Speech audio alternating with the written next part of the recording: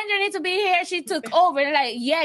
That's what we're doing. It's not family. Yeah. He doesn't even know it. Yeah, so we're gonna. Arroz con picadillo today. You don't know what give me food is. And I don't cook. I give me food all the time. You know, she cooked good. She cooked good.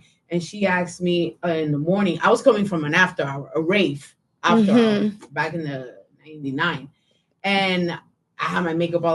When you let God decide what's gonna happen in your life, you gotta ask Him also to prepare you for the results. You know. Because sometimes we ask God to lead us everywhere, but or guide us through the storm.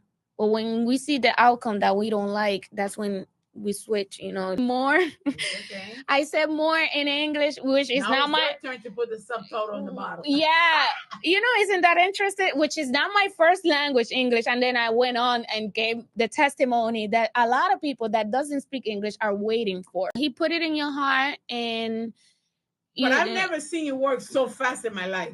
But you know what? I had your motivation.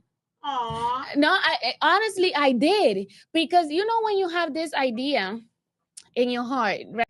Because we have to be willing. He's not going to come if you don't open your heart and are willing to let him in. He's not going to force you. He's just waiting right there patiently for you to come to him, you know, and say, Lord, I'm tired. Because that's what I did. I said, Lord, I'm tired. I just can't do it no more. What we do have power is how we're going to react. Mm-hmm. That's the moment that we have to show Christ. Mm-hmm. You know, because it's very beautiful to be preaching in an altar or ministering, in my case, with the kids in the church, or Lynn is smiling or whatever. But when things come tough, that's the moment that we have to show Christ.